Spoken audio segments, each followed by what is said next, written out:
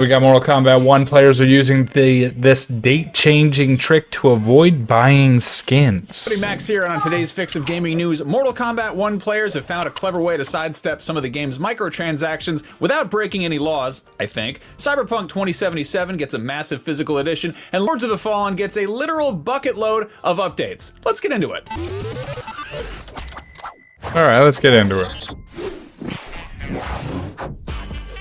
Here's the fix. DC is not better than Marvel.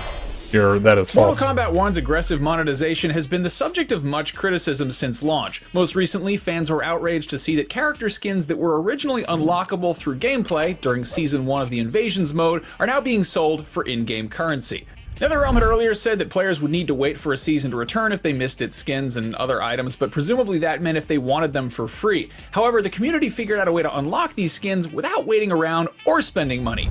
Time travel. This is especially fitting considering how much the game's story involves timeline manipulation. Twitter user IceCreamFGC posted the workaround saying, all last season's items can be purchased by changing the date on your PlayStation 5 to any date before November. Of course it's PlayStation 2. Buy all of last season's items and you can complete last season's Mesa. When you're done, change the date back to present day and you keep everything. It's possible this is a violation of Mk1's terms and conditions, and it's possible NetherRealm patches this out by the time you hear this news, but it's also a trick that worked 20 years ago in Animal Crossing, so I don't know, it seems kind of like fair game and good on the community for figuring it out. That said, don't blame me if you try this and Mr. Receipt pops out of the ground and pulls Johnny Cage's intestines out of his eye sockets. But hey, at least that's a fatality you didn't have to pay $10 for.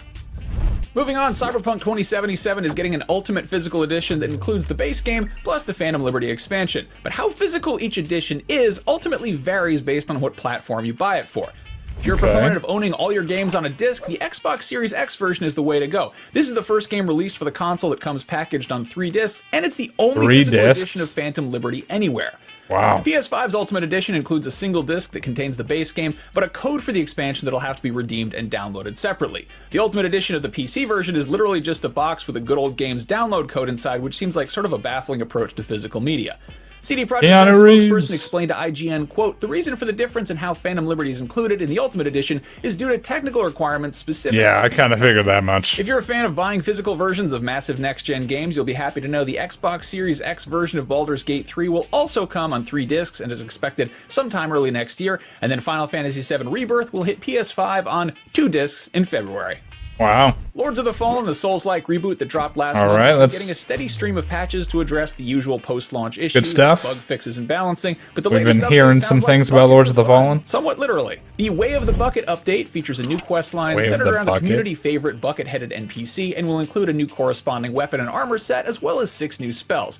There's already a broken bucket that can be used as a weapon in the game, and players didn't waste any time doing bucket-only runs because Soulsborne players are just weird like that, I guess. Oh yeah, we're weird people. Enemy density with up to 30% fewer enemies in certain areas, as well as nerfing the accuracy of ranged enemies at long distance and improving enemy leashing so players aren't pursued quite so far by the bad guys. Cool. But don't worry, the update isn't just making things easier. Developer Hexworks recently did a complete overhaul of Lords of the Fallen's bosses, improving AI, making them more aggressive, and adding to their movesets.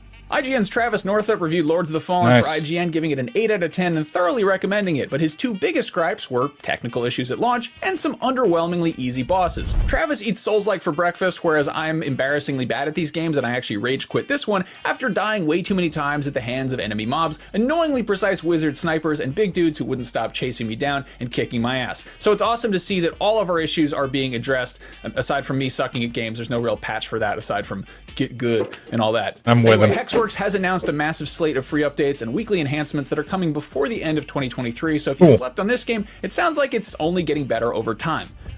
Hey, lass. Just a heads up that IGN is currently having a sale on annual plans for IGN Plus that'll reduce the price from $29.99 to $24.99. That'll run through Cyber Monday. It's our only sale. This is our Ninja Reacts. A month. Of course, Plus gets you all that swag. Ads, 15% off at the IGN store, and free monthly games, among other things. Meanwhile, the IGN store also kicked off its Black Friday sale. It is the store's biggest sale ever. Hundreds of collectibles are on sale, up to 75% off. There are lots of popular IPs. You got Zelda, Star Wars, Kirby, that kind of thing. Limited quantities though, so once they're gone, they are sold out. So get over there where you still can. And then finally, the IGN Deals team is working all through this holiday week, sifting through all the noise and crap and BS to curate the best deals on the games and tech that you actually care about. So check IGN.com, follow IGN Deals on Twitter, and subscribe to the IGN Deals newsletter. That about does it for your daily fix of gaming news for November 21st, 2023. We'll be back tomorrow with more news, but until then, for all of the biggest news and other stuff in the worlds of gaming and entertainment, make sure you are following IGN wherever you like to watch. Have a good one, everybody. All right. News, but not great news. It's just like bleh. Kind of like if you use a PlayStation, you can now hack to get the skins, and they're fixing Lords of the Fallen. That's pretty much it.